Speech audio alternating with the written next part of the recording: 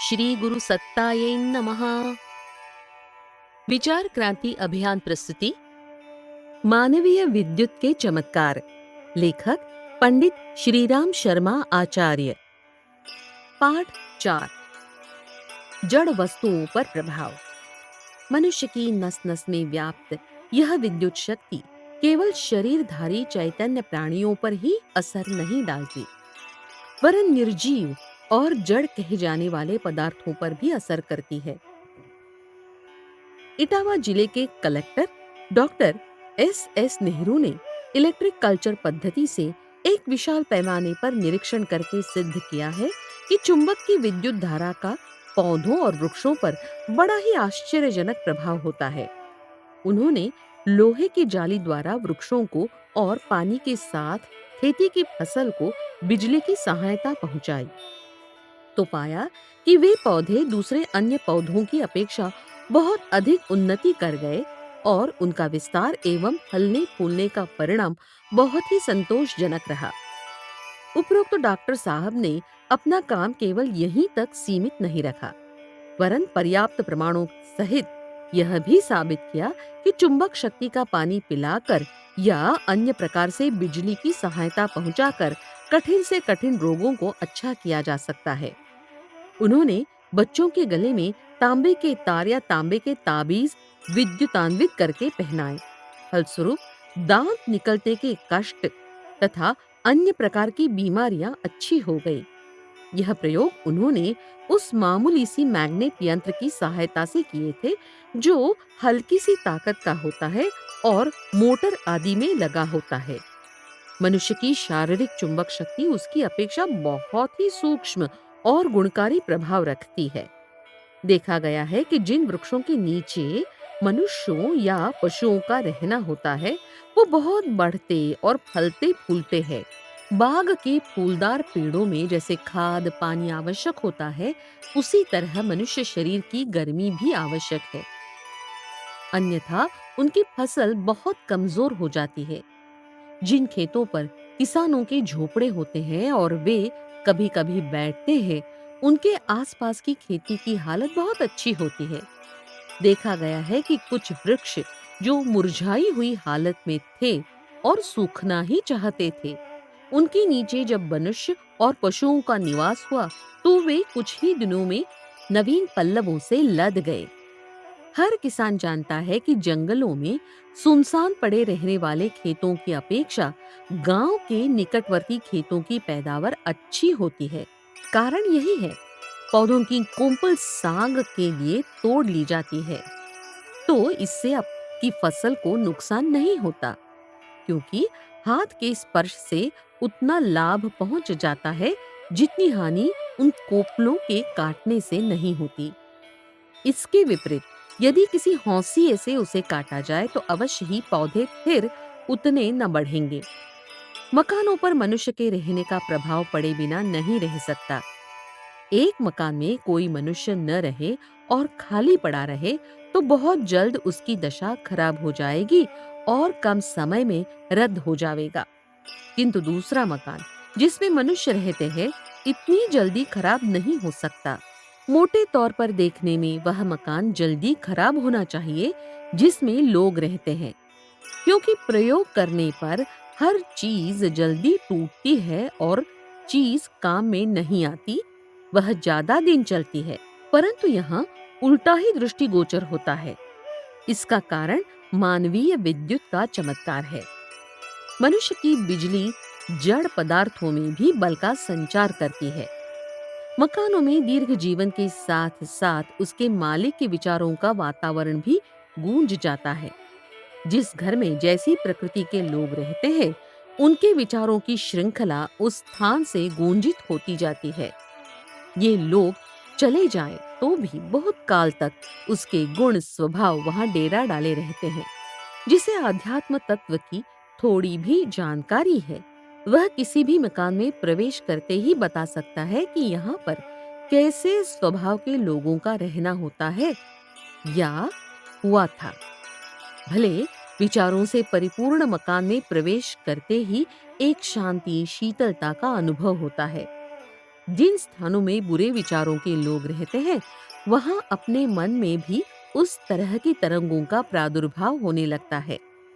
जिस घर में दुराचारी लोग रहते हैं, तुम उस स्थान पर कुछ समय रहकर देखो, तो तुम्हारे मन में जिस प्रकार के भाव कभी नहीं उठते थे, उस तरह के वहां उठेंगे। जिस स्थान पर कोई भयंकर या विभत्स कार्य हुआ है, उन जगहों का वातावरण मुद्दतों तक नहीं बदलता। जिन मकानों में अग्निकांड, भ्रूण हत्या, कत्ल या ऐसे ही जघन्य कार्य हुए हैं, उन घरों की ईंटें रोती है और उन स्थानों पर सताए गए प्राणी की करुणा कभी-कभी जागृत होकर बड़े डरावने दृश्य या स्वप्न उपस्थित करती है। किन्हीं घरों का अभागा या भुतहा होना प्रसिद्ध होता है। उनमें जो कोई रहता है, उन्हें कष्ट होता है, डर लगता है या अन्य उपद्रव होते हैं। ऐसे स्थानों के संबंध में उनके कुछ पहले का इतिहास तलाश किया जाए, तो जरूर कोई खटकने वाली घटना उस घर में हुई होगी। कोई मनुष्य अत्यंत ही शारीरिक और मानसिक कष्टों से कराहता हुआ उसमें पड़ा रहा होगा, या उस स्थान पर किसी की हाय पड़ी रही होगी। उग्र मानसिक अनुभूतियां जिन स्थानों में मंडराती रहती है, उनमें रहने वाले सुख से नहीं रह सकते। प्रबल मनस्वियों को छोड़कर साधारण कोटि के मनुष्यों का कलेजा उसमें कांपता रहता है। बहुत दिनों तक खाली पड़े रहने वाले मकानों में उससे किसी समय विशेष मनोयोग से रहे हुए व्यक्तियों के विद्युत कण जागृत हो उठते हैं। चूंकि मनुष्य शरीर के एक एक कण में स्वतंत्र सृष्टि रच डालने की शक्ति भरी हुई है। जब उसके लिए किसी प्रकार की बाधा उत्पन्न नहीं होती, तो वे अवसर पाकर अपने पूर्व रूप की भूमिका में एक स्वतंत्र अव्यक्त व्यक्ति की रचना करने लगते हैं। एक कण का एक अव्यक्त शरीर बन सकता है। कोई मृत व्यक्ति चाहे वह अन्यत्र जन्म ले चुका हो, फिर भी उसके पिछले कण यदि जागृत होने की स्थिति में आ जाए, तो वे प्रकट हो सकते हैं। मृतात्माएं, भूत, प्रेत, पिशाच, बेताल अक्सर किसी भूतपूर्व व्यक्ति के थोड़े से विद्युत परमाणुओं की एक स्वतंत्र सृष्टि होती है। बहुत सी बातें उनमें अपने पूर्व रूप से मिलती जुलती होती हैं और बहुत सी बिल्कुल स्वतंत्र होती हैं। इस प्रकार से बने हुए भूत प्रेतों के लिए यह आवश्यक नहीं कि उनके सारे स्वभाव और सारा ज्ञान पूर्व शरीर का भांति हो। यह बताया जा चुका है कि बहुत दिनों से खाली पड़े मकानों में ऐसे विद्युत कण अक्सर मूर्तिमान होते हैं। यह जरूरी नहीं कि यह अव्यक्त प्रतिमाएं उसी मनुष्य की हो जो उसमें रहा हो। इधर उधर उड़ते उड़ाते कोई बीज कण वहां ठहर जाए और उपयुक्त अवसर पा जावे, तो उस स्थिति तक विकास कर सकता है जिसे लोग कभी-कभी प्रेत के रूप में देखने या मानने लगते हैं। यह प्रतिमाएं कई बार अपने पूर्व स्मरण की भूमिका जाग पड़ने पर वैसी ही क्रिया दोहराने लगती है। जैसे उसे पूर्व काल में गाने का शौक रहा हो, तो इस समय भी गाने लगे। खाली पड़े मकान में थोड़े से व्यक्ति यदि आकर रहें, तो उसके शरीर की भाप उन प्रतिमाओं को गर्मी देती है। फलस्वरूप वे अधिक सक्रिय हो जाती हैं और अपने कार्यों को अधिक वेग से दोहराने लगती है। किंतु यदि अधिक व्यक्ति वहां आकर रहें, तो उनकी बढ़ी हुई गर्मी उन प्रतिमाओं को खदेड़ बाहर करती है। जब ऐसी घटनाएं उपस्थित हों कि अमुक स्थान में भूत दिखा या उसकी अमुक हरकत हुई, तो समझना चाहिए कि किसी जीवित या मृत व्यक्ति का कोई विद्युत कण चैतन्य प्रतिमा के रूप तक विकास कर चुका है। यह प्रतिमाएं यदि बहुत ही अधिक कठोर न हो, तो आसानी से हटाई जा सकती है। घर की पूरी सफाई, अग्नि की गर्मी, अधिक लोगों का निवास उन्हें हटाने पर मजबूर कर सकता है। सर्वत्र स्त्रियां जेबर पहनना पसंद करती है और उससे सौंदर्य में वृद्धि होती है। विज्ञान बताता है कि वायु के साथ आकाशीय विद्युत की एक धारा भी बहती रहती है।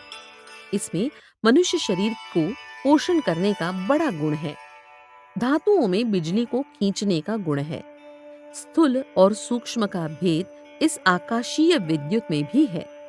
लोहे, पीतल या ऐसी सस्ती वस्तुओं का सस्तापन उनके रंग रूप के कारण नहीं, वरन सूक्ष्म और उपयोगी विद्युत प्रवाह ग्रहण करने की दृष्टि से है। अन्यथा यदि यह बात न होती तो चांदी की अपेक्षा लोहा अधिक महंगा होता, क्योंकि उपयोगिता चांदी से अधिक है। इसी प्रकार सोने से निकिल धातु महंगी होती, क्योंकि उसकी चमक सोने से भी अच्छी होती है। चांदी और सोना आकाश की सूक्ष्म बिजलियों को आकर्षित करते हैं। चांदी द्वारा शीतलता, गंभीरता और मंदता उत्पन्न होती है। स्त्रियों की बढ़ी हुई काम शक्ति को घटाने के लिए चांदी के जेवर पहनने चाहिए। पैरों में भी चांदी के भारी कड़े पहनकर विधवाएं अपने सतीत्व की रक्षा आसानी से कर सकती है। जिनके पति परदेश में हो, ऐसी स्त्रियों को भी चांदी के कुछ जेवर जरूर पहनने चाहिए, जिससे उनका मन शांत रहेगा। सोना उत्साह, तेज और चमक प्रदान करता है। चेहरे पर तेज या चमक होना स्त्रियां विशेष रूप से पसंद करती है। इस दृष्टि से नाक कान में कुछ पहनना अच्छा है। कान के निचले भागों में ही सोना पहनना चाहिए, जिसे कनपटी और गालों से संबंध रखने वाली मांसपेशियों से छूता रहे। कान के ऊपरी भाग में सोना पहनने से उसका संपर्क मस्तिष्क के ऊपर की मांसपेशियों से होता है, जिससे चित्त में चंचलता उत्पन्न होती है। धातुएं अपने आकर्षण से आकाश की उपयोगी बिजली खींचकर पहने हुए शरीर में देती है। इससे न केवल सौंदर्य की, परंतु स्वास्थ्य की वृद्धि होती है। तांबा भी सोने जैसा ही गुणकारी है, परंतु न जाने उसके जेवर क्यों नहीं पहने जाते।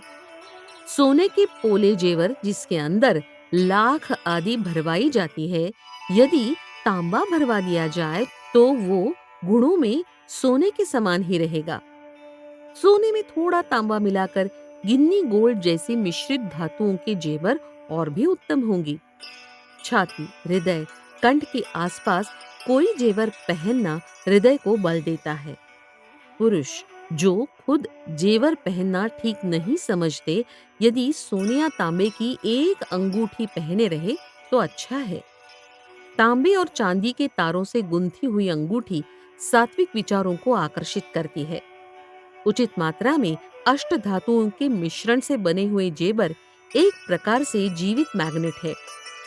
अष्ट धातुओं के जेबर में बहुत ऊंची आकर्षण धारा होती है, परंतु स्मरण रहे, अष्ट धातु का कोई बहुत बड़ा जेबर न पहना जाए, अन्यथा निद्रानाश, रक्त, पित्त, उन्माद जैसे रोग हो सकते हैं। उनका लाभ अंगूठी जैसे छोटे जेवर पहनने में ही है।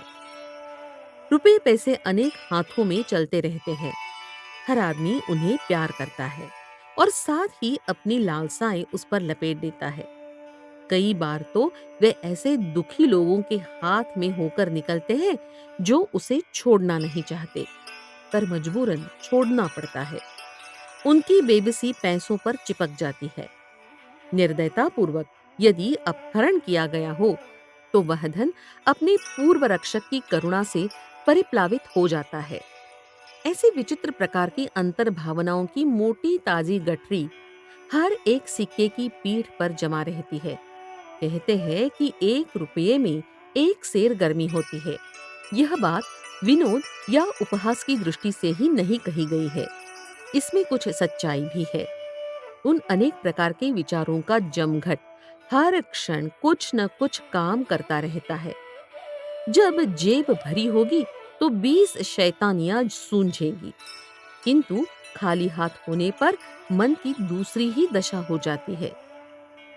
समस्या पर विचार करना चाहते हो तो, या भजन पूजन करना चाहते हो तो आवश्यक है कि अपने शरीर के आसपास रुपया पैसा न रखो, अन्यथा मन उछलता रहेगा और एक स्थान पर स्थिर न रहेगा और बुद्धि द्वारा किसी गहन समस्या पर ठीक निर्णय न ले सकोगे।